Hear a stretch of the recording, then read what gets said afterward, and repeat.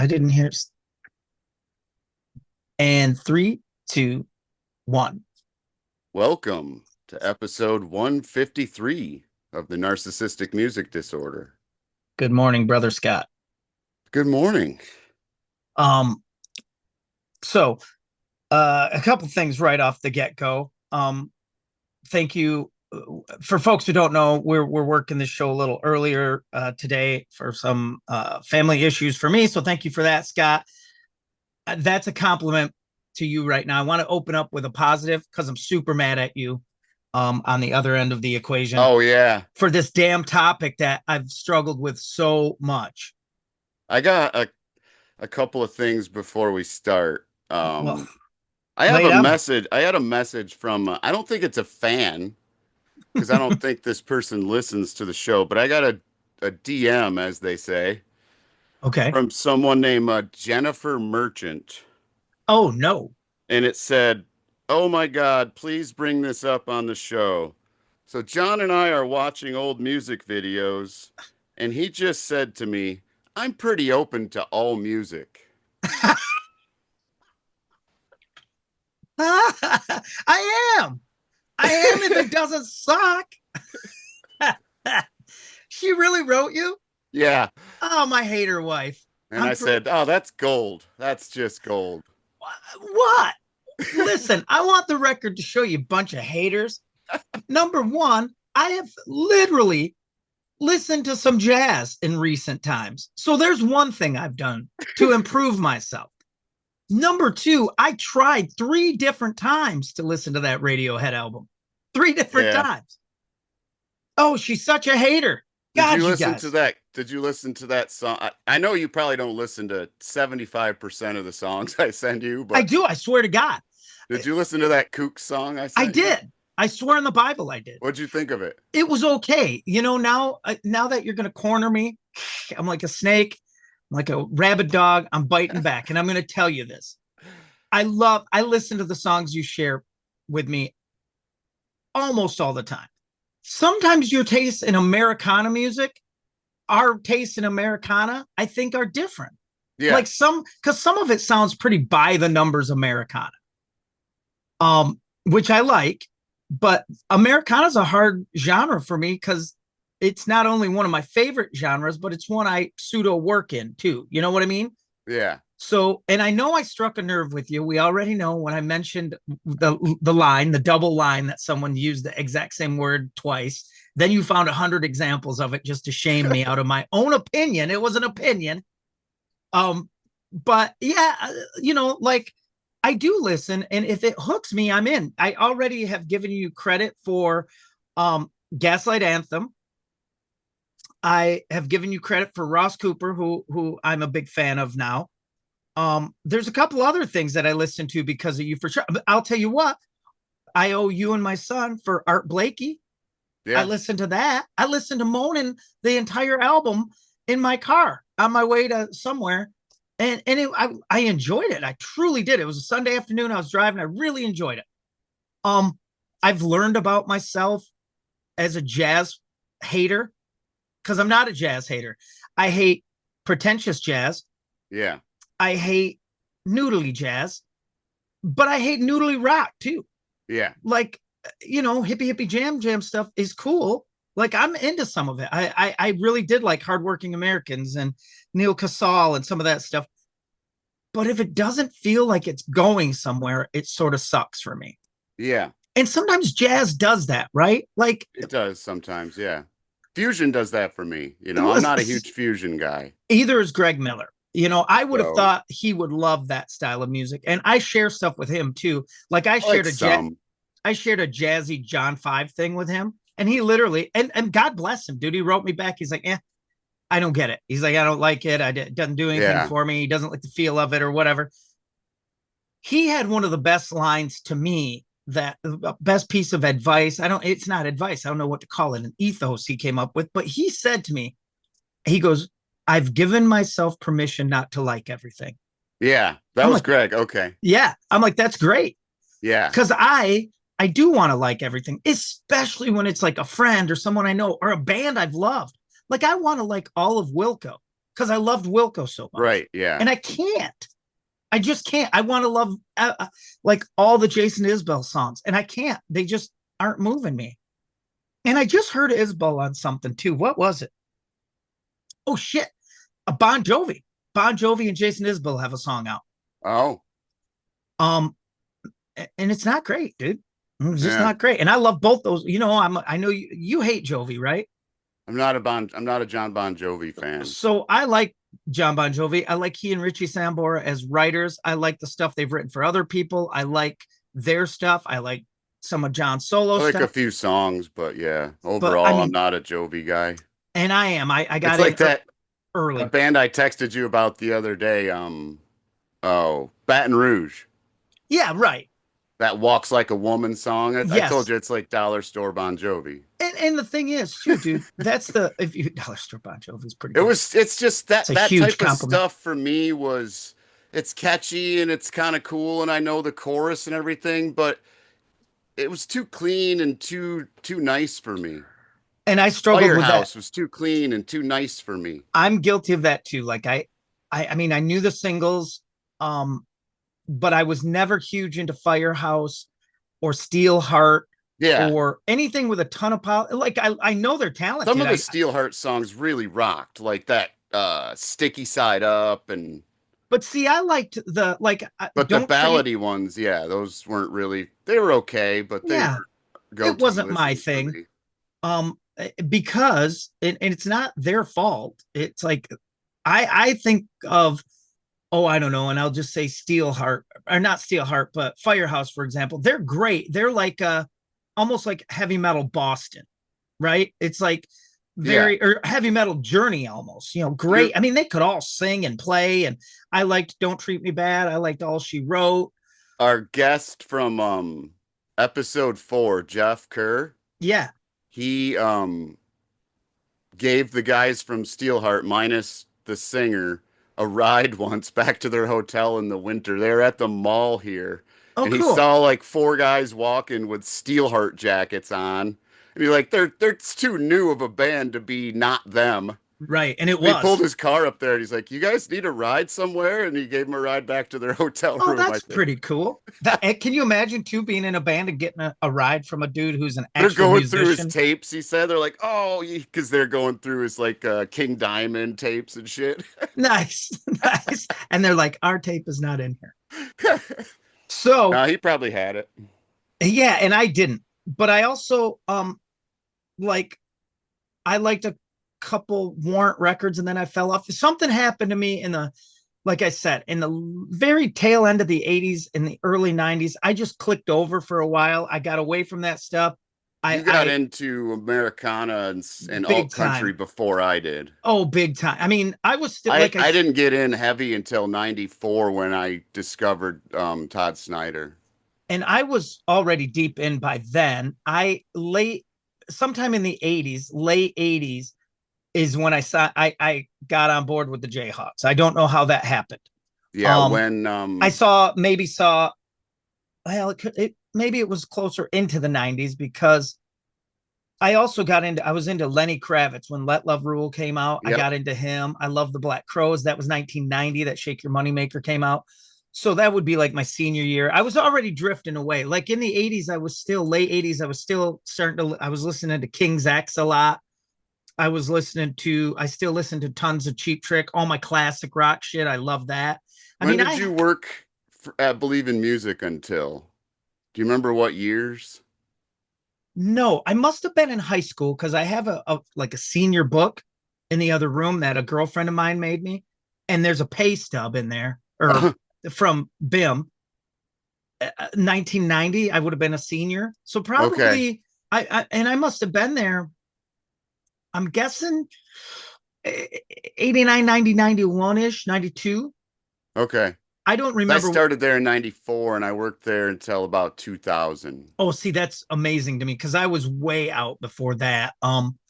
Because I went from BIM to another record store, to an Oh, indie yeah. record store, and did that for a little while. And then, so what happened is Believe in Music went out of business.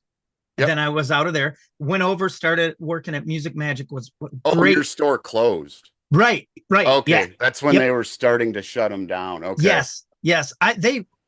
And I think I may have There had the was like option of, 20 or 30 at one point at dude, they in were time, I everywhere. believe. They were everywhere. And we had two in Muskegon. I think there wasn't there one or two in Florida? Oh, that I don't know. Because they had a place down there, and I think there was, Oh, really? That I don't know. I'm pretty sure. Maybe I'm Russ wrong, and but Maggie, is that who it was? Russ and Maggie, yep. Yeah, yeah. So I got out of there, went to the indie record store, worked there till he went out of business. He was too cool to ever survive. Like too many cool CDs, too much cool stuff. And then I got Was the it I an NMD record store? He stocked what oh he liked? dude, I still well, it's not. I was gonna go grab it, but I can't because it's in Quinn's truck. But like my Cheap Trick's greatest hits is two CDs with in Japanese. Oh, Like, okay. and that was in the case. Like the U2 singles collection, all these CD singles in the case, he had it, and he was getting imports all the time. When he closed, he did. We got like a case of beer. I was drinking really heavy. It was when I was just starting to get into booze and hard, like throwing up in the mornings and all that business. But he got us two cases of beer. The last night he was open, we closed the store. I think we drank during business hours. And he literally said, take what you want. Oh, And I'm God. like, Bill, I can't do that. He's like, take anything you want. He's like, I'm begging. I took fucking t-shirts and CDs and all this shit. And then I went into Bird's Music and started working there. Oh, So okay. yeah, I mean, I mean, record store work is still, I mean, it doesn't exist anymore for the most part. But If it was still there, I would probably work part-time. if if that industry still existed, I might actually, maybe I'd own a store. I had a chance to buy Bird's Music. I had the opportunity. The owner was like, "Hey, man, it's been our dream that you would take this over," but it didn't make. I could see the writing on the wall. I'm gonna go to a record store today. Nice. I'm gonna buy a subwoofer today. That counts. I'm gonna try Um. to buy that new Waylon Jennings. Oh, It's always nice. out of stock every time I go. Yeah, that's a problem. Who can stock like they used to? So, now that we've rolled in here with our opening, I want to go back to my complaint. This has been the hardest Oh, topic. terrible hard. I'm short. I'm short a song. I'm I'm short. I have 10, but they don't all belong there. mine do because I listen to them, but they are super predictable. Super predictable. There's Oh, you went, okay. Well, I got some of those. We probably have a bunch of That's matches what I would think. So, because what's there's the not that topic? many good ones out there. Right. What's the topic? Elvis Presley covers, which is strange because that's all he did. Right. He covered a lot of stuff, but this would be what you assume to be covers Covers of his. Elvis, it's he You didn't know, write it, but it's associated with him. dude, nobody was going, ooh, ooh, ooh, I got to cover Hound Dog by Big Mama Thornton. Yeah, no, Right. exactly. Yeah. So, what's your first pick? Well, it was a guest of the show, Jake from Of Limbo. They Oh, yeah. have I think it's on their Nicotine EP, a version of Viva Las Vegas that is their own. And I Is it think he heavy? said it's one of his best vocal performances. Cool. It's plotting and slow, and it's Cool. it's it's super badass. I, and that was Suspicious Minds, you said? That was Viva Las Viva Vegas, Las Vegas. Sorry. So, but I it's will. like way slow. It's like So, 7 minutes long, I think. oh my God. Yeah. So, my Viva Las Vegas on my list is Springsteen's. Have you heard that? No, doesn't Dwight do it also? No, I have Dwight on my list later, but Okay. Viva Las Vegas Springs. I mean, I'm sure he has, dude. I've played Viva Las Vegas. Um, Springsteen's though is like kind of like bar bandy, kind of that swing. It's got a swing to it. It Well, he's got sounds, the horns and stuff, so he could pull that one and off. his version is, believe it or not, it's more it's more like that. And I don't want to say bluesy because then people are gonna think it's like traditional blues, but it's kind of that he's got that super, that kind Yeah. of rollicking thing.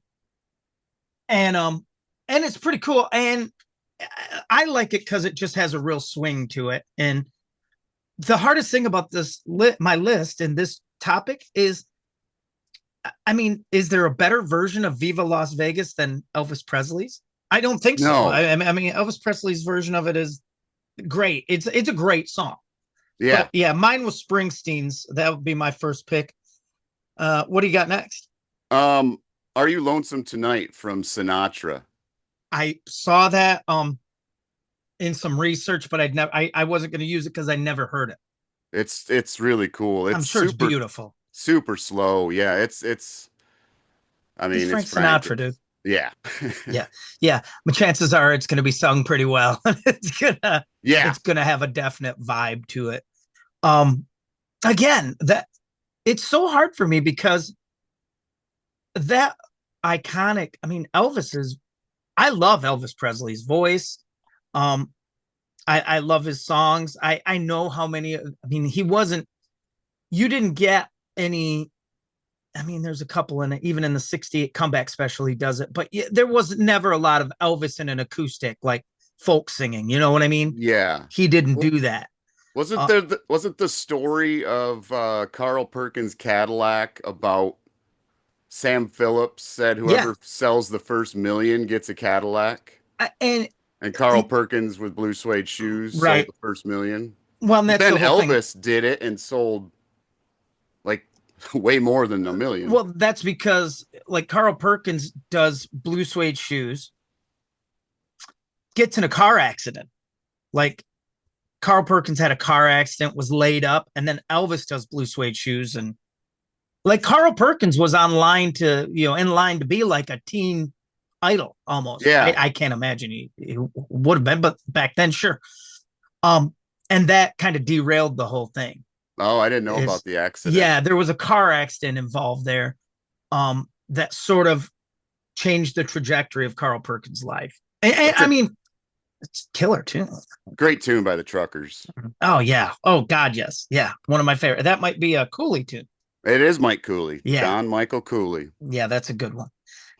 All right, so we both had a Viva Las Vegas. What was your pick, or have you not done your second yet? Are You Lonesome Tonight? Oh yes, yes, by Sinatra. Yeah, that would be. I saw that go by too. So my next one is, and I remember hearing this, I think as a kid, believe it or not, but it's Hendrix's version of Hound Dog. I have it on my list. Yeah, it's so cool. The barking, they sound like they're having fun. Clapton does it too. I like Jimi Hendrix's version because he does all those. He has this inverted chord thing. He does it in like Hey Joe. He does it all the time. Did he play with his E on the bottom?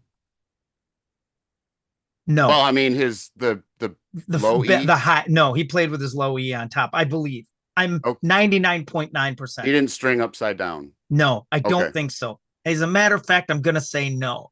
I don't know if I'll be right, but I'm gonna say no. Up? No, I think it's definitely he had the low E on top. I'm almost sure of it. Like Doyle Bramhall has the low E on the bottom. And doesn't Eric Gales? Yes. Yep. Okay. Yeah, but I don't think started that. I'm gonna say no. I'm gonna go out on a limb and say no. I could be wrong. Don't you remember that quote from Ford Fairlane? I don't think I ever saw that movie. With Dice, he says, it's a, I don't know, Fender Stratocaster strung upside down for a left-handed motherfucking genius. I wonder. I don't know. That's something I'm trying to picture. Maybe that's like a Mandela effect thing. I don't know. I don't know, dude. It's driving me crazy enough where I might have to just quit. I mean, you started playing lefty because do you write left-handed? No, I don't do anything left-handed except play guitar. And you did that because of Hendrix, right? Yep, standing next to it. So it was the album was leaning an album up, and yeah. Let me see. Crazy. Did Hendrix? Hang on, I gotta know this. String his guitar backwards. That's what I'm gonna say, but backwards. Let's see what it says. It says, hang on. Yeah. So, yep. You're right, or whomever is right. It says it did. He did have his low E on the bottom. So yeah, that would change everything. Wow, really? flipping his right-handed guitar upside down and restrung it. Wait, flipping his right-handed guitar upside down and restrung it so that the low E string was on bottom. Yeah. Huh. Yeah, he played a But if you righty flipped a guitar, if you flipped a right-handed guitar over, boom, that puts the low E on the bottom already. But then it says restrung. Anyhow. So anyhow, it sounds like yes. Sounds like he did do that. And I always thought I saw his fat. Yeah, I think that's the case, dude. I think he strung it. Oh, Yeah, there was a couple yeah. things I thought he was famous for, and that was one. And then playing putting your thumb over to like mute that string. Was that Johnny Cash did that. Johnny? He did Okay. that too. Yeah, threw his thumb over the top. If He you, would do yeah, that. if you had big enough hands, you could He use had your. massive hands. Yeah. All right, so we answered that question. I was wrong. How did he Hound string it? dog. So I have That's two crazy. artists that I love both versions. Jeff Beck and the Blues Brothers both doing Jailhouse Rock, and I know you have another version probably. Indeed, I do. Indeed, I do. Um, yeah. So And it's from Girls, Girls, Girls. I'm it assuming, is. right? It is. It's Motley Crue's version. Is it They're is it live. live? It is. I mean, Yeah. my guess is no. My guess is they probably put some crowd sound in. Oh yeah. They have talking. If you remember, there's talking at the top of it Is there okay? I don't. where It's Vince is been a talking to the long crowd. time. Yeah. So, but my guess is, dude, it's maybe some pieces of it are live, but there's no freaking way the vocal is Vince Neil singing live. There's no way. Not back Probably then, one of the not most today. covered Elvis songs, right? It's a great song. Yeah. I forgot about the Blues Brothers. That's Yeah. awesome. I forgot all about that. Yeah, my Jailhouse Rock was Motley Crue.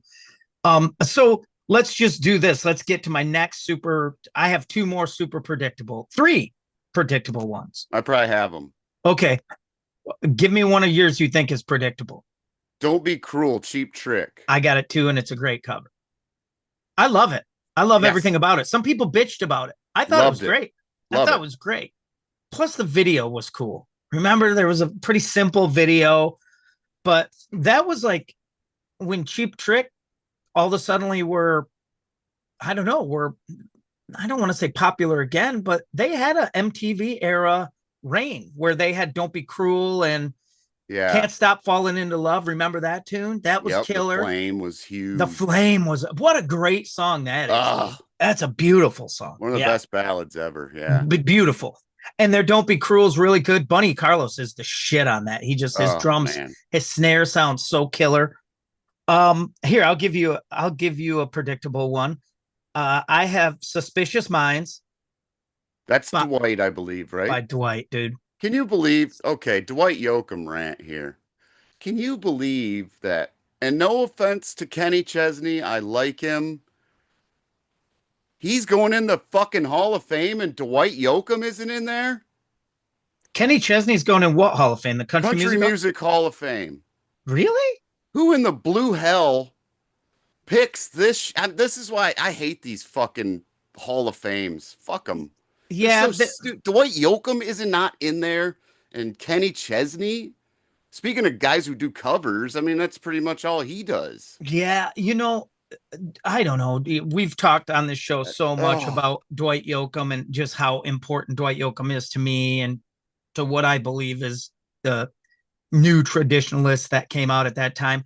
I just saw a video of like some young kids. And when I say, not teenagers, probably early 20s or mid 20s, they're playing at Robert's Western World, the hot joint down on Broadway in Nash Vegas. And they're playing, they were covering Just Call Me Lonesome by Radney Foster. And I went, cool, man. That's a good sign, right? Yeah. Like they're not covering Hank Williams. Now the old timey country to them is probably Radney Foster and Dwight, play Guitars and Cadillacs and Fast as You. And Dwight Yoakam is, as a matter of fact, I'm going to listen to some Dwight today because have you listened to his album Gone? There's I have almost everything, dude, but break it out today and listen to he's got Is it called They'll Never Hold You? There's a song on there with the band The Rembrandts, Oh, the okay. Friends band. I was gonna say, are they Um, the Friends band? yeah, Yeah. and it's killer, man. And there's a song on there, Sorry You Asked, You'll Be Sorry You Asked Me the Reason. There's a video with like Harry Dean Stanton in it, rollerblading or roller skating rather. It's really cool. Anyhow, we're on a Dwight rant. Yes, and Suspicious Mind's a great cover. Yes. It's a fantastic cover. The video's great because he's chained to a super hot girl.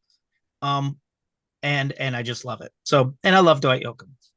And I love how Pete Anderson plays that song on guitar. Everything's perfect. Um, so those were two pretty predictable ones. I gave you my hound dog. What do you got next? In the Ghetto is a predictable one, I think. Who's your cover by? Dolly Parton. Mine too. I Best have it on one. my list. It's great, Better dude. than Elvis. It's and it's because I mean it's her voice. It's Yeah. just to hear that song, Done by so many people. yeah, and done, but with that Glenn female Campbell does a good voice. one too. I think Dolly's is actually no. My favorite version is my son still in a booster seat in the car next to my wife singing it, and when they get to in the ghetto, like she sings and then she passes it over to Quinn to do in the ghetto, and he starts laughing, and it's one of those unprotected laughs, like genuine Yes. unprotected laughs. It's pretty freaking funny. Yeah, but hearing Dolly Parton sing that and it's on what's that Dolly album? It's like My Blue Ridge Boy or some shit like that. I have like a 3-disc greatest hits of hers that it's on. It's great hearing a female voice sing that. That's a great tune, by the way. Man. I mean, that's one of my all-time favorite Elvis songs, anyhow. And yes, I have the Dolly Parton version. Yeah. I'm going to throw one at you that I really like, and I remember it as a kid. And it is, and I say as a kid, but when I was younger, it's not super. It's pretty true to form. Like it's a pretty true cover. But have you ever heard "Return to Sender" by Dave Edmunds? No. It's really good. It's really good, and I love that song. My favorite part about Return to Sender is the backup vocals. Whoever's, whatever three vocalists are doing the backup Yeah. vocals and stuff. It's just, and that's a great tune. Read up on it. I love that. Yeah, I've loved I it love the since girl group's version of that too. I don't remember who does it, but loved yeah. it since I was a kid. What do you got next? What else do I have on here? One of the best, always on my mind, Oh, by the Pet Shop Boys. I, Dude. again in my, I've never heard it. I Oh saw my, it. you've heard it, I bet. Once you listen to it, I bet you've heard it. What's Dude, it it is like? so good. Is it true to form? Oh yeah, it's Pet Shop, but they got their signature, their fingerprints are all over that song. So Cool. they I, made it like a Pet Shop Boys tune. It's so good for cool. them. It's Yeah, so awesome. I would check that out for sure. I have I have Mystery Train oft covered. I have it by the band. Have you ever heard that? No. It's pretty cool. It's jammy. I mean, they have a long version of it. It's not as, you know, true to the Elvis version. It has its own, it actually at times shares a little vibe of like Blackfoot's Train. Oh, okay. It has a little of that vibe. So it's worth checking out. I'll have to see if I have that. It's actually, I think it's on the band's Stage Fright album. I Okay. I'm think. not sure if I have. I know I have a live one from them, but I don't And know if it's and that. that yeah, it's so check that out. Mystery Train. What do you got next? Um, so I'm gonna say some ones that are okay, but worth checking out, but not like great. And his latest Flame, Marie's the Name, his latest Flame by the Smiths is cool. Okay. Not great, but it's cool. Love Me Tender by the Doors Oh, is like it's like a studio outtake. It's not on a record. I have tons of like B-side things from the Doors. do you think they were just jamming? It's that because Morrison was such a huge Elvis fan. That's why like during LA Woman, they brought in Elvis's bass player to play on that record to hopefully get Morrison more interested Oh, gotcha. because he was, you know, Was he over drinking it? and what's that? Was he just over it? Do you know, No, like, he was just drinking and drugging so hard at that time that they thought, you know, maybe this will get him back. And he was in trouble, you know, from Miami. oh So yeah, they were trying, you know, it's like he says in the movie, and it's pretty accurate. He's like, amazing, four guys who don't even talk to each other just made an album. You know, because they would all go Got there and do their parts separately. They weren't yeah. really talking. It's kind of like during Let It Be or something. Oh my God, which is for me is just painful to watch. And by the way, dude, I'm sorry, I have to circle back to this. I'm not wholly convinced that Hendrix had his low E on the bottom, dude. No? No, I'm not. I never have been. I always thought he was making standard chords. Do you have any good live footage of him? I was hoping to find a picture, you know, and I see him. There's a picture of, yeah, dude. I'm 99.9% sure he had a right-handed guitar flipped upside down with the low E on closest to him.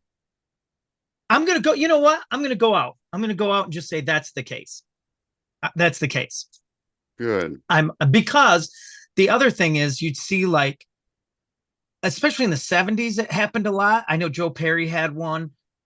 You'd see guys who right-handed guys would buy a left-handed guitar and put that low E up top so they could play it like normal. But like Yeah. Joe Perry had a Huh. left-handed guitar that he played.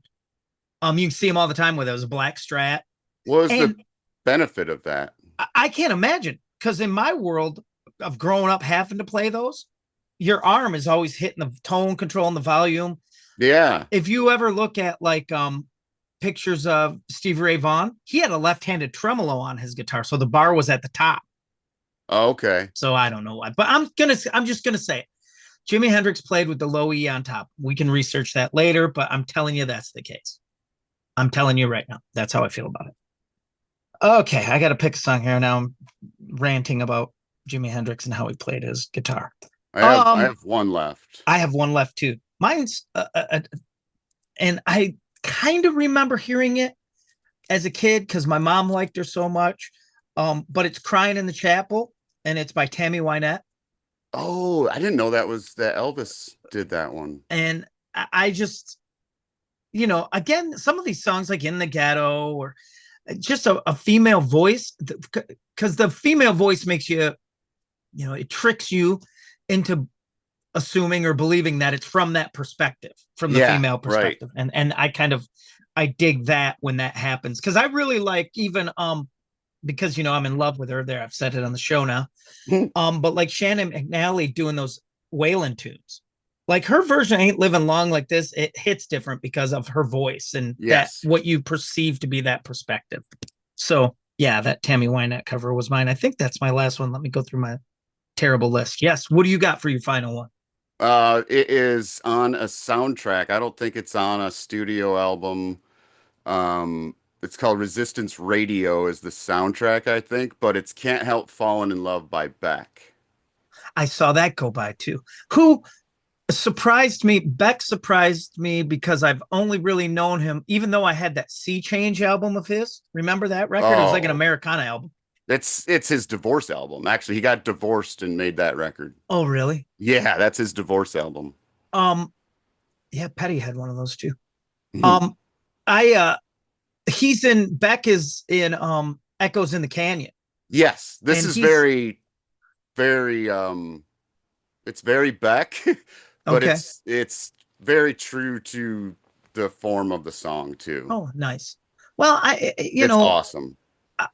Beck obviously came on my radar and most people's with Loser. Um, and then like I was reading reviews about that Sea Change album.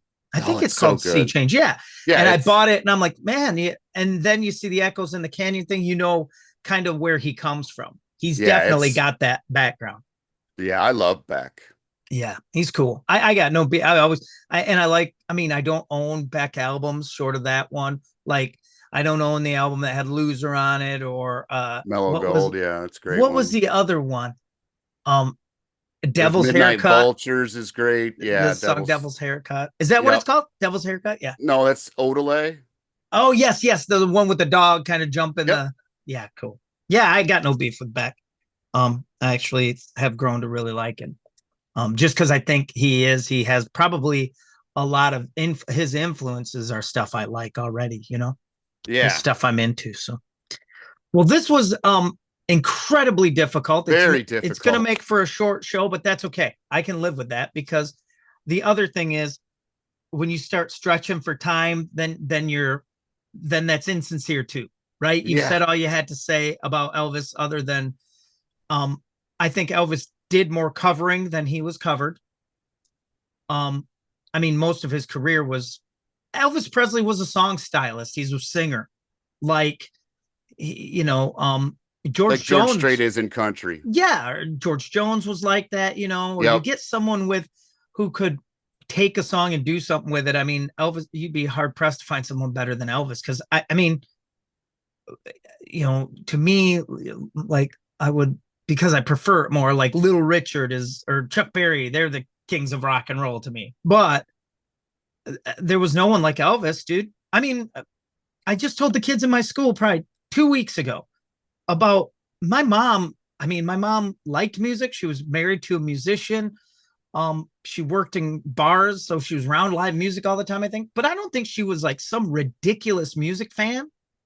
But her crying when Elvis died, I'll never forget that, because I My couldn't believe she was crying over a musician. Like, she didn't like music that much. But I my think mom did too. I think it was just that he was such woven into the fabric of My their parents were lives. fans, so Yeah. Well, I'm a huge fan.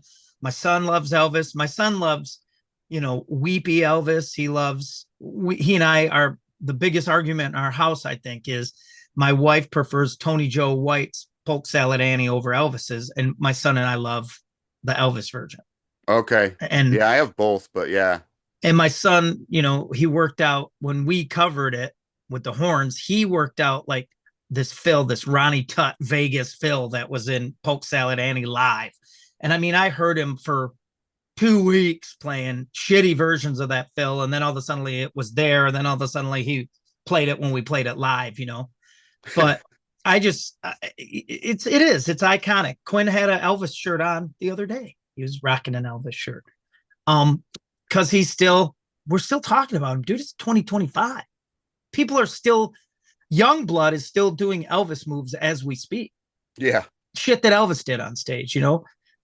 There's still, from, the suits of, and I'm sorry to use him as an example, but like, the Kid Rock in a rhinestone suit with a big ass eagle on the back, or what. I mean, yes, the Burrito Brothers and stuff, but that look is Elvis, dude. The white jumpsuit Vegas Elvis with the big collar. I mean, I can see him right now. Yep. And I never stopped loving Elvis Presley. I just never did. Vegas Elvis is cool to me. I had buddies who hated that. They only liked greasy Memphis Elvis, That's rockabilly my Elvis. that's my favorite. Like 50, was it Elvis in Memphis, from Elvis in Memphis? And That's that probably would, my favorite record. The only one I have on vinyl is Elvis 75 at Madison Square Garden. yeah, which would have been huge. It's I, great. I still, I mean, I'm old enough that I do remember the broadcast of Aloha from Hawaii. I remember that broadcast on TV. That was broadcast on TV, dude. Yeah, Like, that's how they had big. Elvis commemorative plates. Oh yeah, from the Franklin Mint. Not all plates go up in value. Some may go down. Elvis at the gates of Graceland. And That's if what the you plate drink was. coffee at the Tip Top Deluxe, you're sure to get an Elvis mug. Dude, I have a picture of me right after our first face-to-face gig after COVID. We're still masked. People are still masked up. And White Rabbit played, and I'm holding this Elvis cup, and I'm saying how great it is to have a cup of coffee in public, at the Tip Top. And it's this kick-ass, The because very Ted's, first time I talked to you when you were sober, I was not. That was that tip? You were drinking it out of an Elvis coffee cup. Yeah, yeah. I know that's so crazy that So when we bonded over love hate. I know, which I still love that band, and I'm always gonna love that band, and I still can't believe I feel like did I tell you I was listening to them on the way in? Is that what it was? Yeah, you were like, Yeah, yeah, because you did the NMD thing. Yeah, I was listening to this band Love Hate on the way here, and I go, oh, Blackout from the Red Room, and yeah, we are off and running. yeah, exactly. Thank you, Love Hate, and Jizzy Pearl. And here we are, God knows how many years later, 10 years Episode later. 153. Episode 153, dude. I haven't, Six not years ago, we were talking about this idea. launched the scheme, and here we are. And it's only, I mean, there's only more stuff coming. I mean, I'm still waiting for a reply from my email. We'll get Butch Walker on the show before we're done. Yeah, I have a few ideas of people I'd like to get on. We have a guest next episode that'll be fun. Let's pretend you had access to anyone, anybody. Who would it be? Oh man, if I had access to anyone, gosh dang. Living, I mean, we can't have the ghost of Jim Morrison on, but living. Right, What living artist would you have on? man. I'd really like to have, I've met him, but I'd really like to have Zach Wild on. Um, I'm a Zach Wild fan too. The problem with Zach is sometimes I wish he'd just turn it off and answer the questions. Like he's yes. so like you go, hey man, how When I well, you when I know, hung out with him, I had the privilege of hanging out with Zach for at least a half hour once, and it was I don't know if I've ever told the story, but it was so awesome. I and he got in was my cool. car and cried. And he was cool. He was super. I got to touch the Grail. Yeah, that's awesome. That would have been awesome. We talked about all kinds of shit. Jason Beeler. We talked Oh about, yeah, cool. just it He's was. he's a great, seemingly great dude. Oh, I've every got to hang out with him two different times because of my friendship with Craig Noonan back in the Yeah, day. that's Um, badass. That's and badass. yeah, he was, not the crazy cartoon character he was in interviews when I was talking to him. He was just a dude then. He's See, just a that's what I would dude. like. I would like that because even as a guitar guy or music nerd about gear and stuff, I love it. But he's also, he's always like, well, I'm on the female hormones and steroids, and when I put the steroids, it's like all that kind of shit. And he's funny, and it's funny, but it's like my favorite interview with him of all time is him talking about his sobriety and about his blood clot, and he's dead serious about that. But He's my top three like NMD ones would be probably David Ramirez would be, oh my God. I don't even know if I would dare to ask because like I've said, he's my spirit animal. Tom Rush oh yeah. would be amazing. And Eric Amble, Oh, no shit. dude, Eric Amble. Because I'd love, now that I from John Lamro, thanks to John, I'm into the Dell Lords now. I have two Did on you go to the vinyl now. show? Did you go to Huh? the Dell Lords and Dutch Henry show? Did I? Yeah. No. Yeah. We played with them. I saw Dutch Henry and Cracker. Yeah, that was that. We played the tip with the Dell Lords. Oh, Yeah, it was cool. It was very so cool. you got to meet Scotty Kempner. Yeah, we met the whole band, obviously, played with them. Oh, I he just used passed a few years ago. Roscoe's amp. Yeah. Scotty. Yeah. And that was a band I mean, I knew Roscoe as a producer, and I knew him from the Yahoos. And I have a solo album, that first solo album of Oh, Roscoe's. that episode of I've listened to that episode with him on The Hustle a few times. Yeah, he's cool. I love Eric His Gamble. his Otis Gibbs Oh interview is yeah. the shit, man. It's so when he talks about meeting Neil Young, oh my god, it's cool. Yeah. Anyhow, we've digressed way off Elvis. So, how about you give us some parting words today? When rock and roll first came around, the preachers all went crazy, but soon that wasn't enough to bring people in the door. So now they jump on any scandal they can to try and save me, because they know I don't buy that crap about the devil's music anymore. Abortion, that's what scares people these days. And fear, Fear?